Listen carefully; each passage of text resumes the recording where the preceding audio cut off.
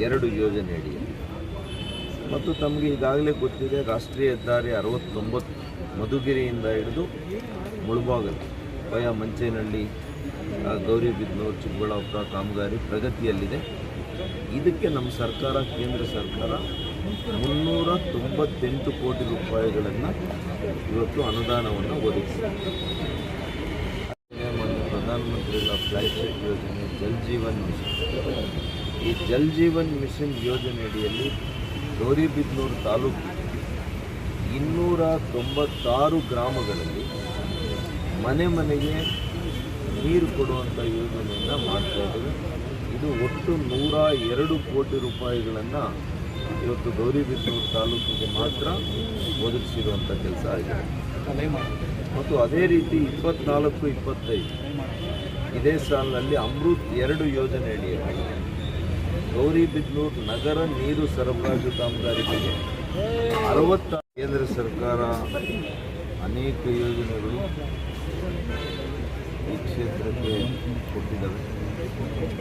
ಅದೇ ರೀತಿ ಇವತ್ತು ನಮ್ಮ ಲೋಕಸಭಾ ಪ್ರದೇಶಾಭಿವೃದ್ಧಿ ಯೋಜನೆ ಅಡಿ ಒಳಗಡೆ ನಮ್ಮ ನಿಧಿ ಒಳಗಡೆ ಒಟ್ಟು 12 ಕಾಮಗಾರಿಕೆಗಳಿಗೆ 52 ಲಕ್ಷ ರೂಪಾಯಿಗಳನ್ನು ಗೌರಿಬಿದನೂರು ತಾಲೂಕಿಗೆ ಕೊಟ್ಟಿದ್ದೇವೆ. ಈಗಾಗಲೇ ತಾವು ನೋಡಿದಿರಿ, CRF ನಿಧಿಯಿಂದ ರಾಷ್ಟ್ರೀಯ ಹೆದ್ದಾರಿ 94ರ ನಕ್ಕನಹಳ್ಳಿ ಕಾತನಕಲ್ಲು ಜಿಲಾಕುಂಟೆ ಮಾರ್ಗವಾಗಿ ನಗರಗೆರೆ ಸೇರುವ 8 ಕಿಲೋಮೀಟರ್ ಅಭಿವೃದ್ಧಿಗೆ 6 ಕೋಟಿ ರೂಪಾಯಿಯನ್ನು ಕೊಟ್ಟಿದ್ದೇವೆ. ಈಗಾಗಲೇ ಕಾಮಗಾರಿ ಯೋಜನೆಗಳು ಇದ್ದಾವೆ. ನಾವು ಉದಾಹರಣೆಗೆ ಪ್ರಧಾನಮಂತ್ರಿಗಳ ಫಸಲ್ ಬಿಮಾ ಯೋಜನೆ ಅಡಿಯಲ್ಲಿ ರೈತರ ಬೆಳೆ ನಷ್ಟ ಆದಾಗ ಅವರಿಗೆ ಇವತ್ತು ಇದೇ ತಾಲೂಕಿನಲ್ಲಿ 29,039 ಜನರು, 29,039 ಅಂದರೆ ಹೆಚ್ಚು ಕಡಿಮೆ 30,000 ರೈತರಿಗೆ ಇದೊಂದೇ ಕ್ಷೇತ್ರದಲ್ಲಿ 15.95 ಕೋಟಿ ರೂಪಾಯಿಗಳನ್ನು ಈ ವರ್ಷವೇ ಒದಗಿಸಿದೆ. ಎಲ್ಲ ಕೂಡ ಬ್ಯಾಂಕ್ ಟ್ರಾನ್ಸ್ಫರ್ ಆಗಿದೆ.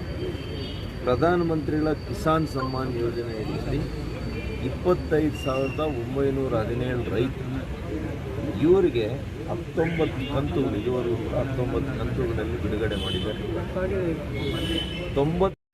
ಅದಕ್ಕೆ ಕೂಡ 40,68 ಲಕ್ಷ ರೂಪಾಯಿಗಳನ್ನು ಒದಗಿಸಿ ಬೈಪಾಸ್ ರಸ್ತೆ ಕೂಡ ಇನ್ನೇನು ಕಾಮಗಾರಿ ಮುಗಿಯೋ ಹಂತಕ್ಕೆ ಬಂದಿದೆ.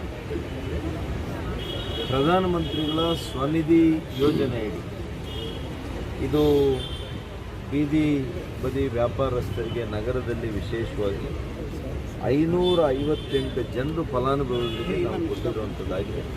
ಅದು 10,000, 20,000 ಅಪ್ ಟು 50,000, 1 ಲಕ್ಷದವರೆಗೂ ಕೂಡ ಕೊಟ್ಟಿರುವಂಥ ಇದು ಯೋಜನೆ, ಪ್ರಧಾನಮಂತ್ರಿಗಳ ಸ್ವನಿಧಿ ಯೋಜನೆ.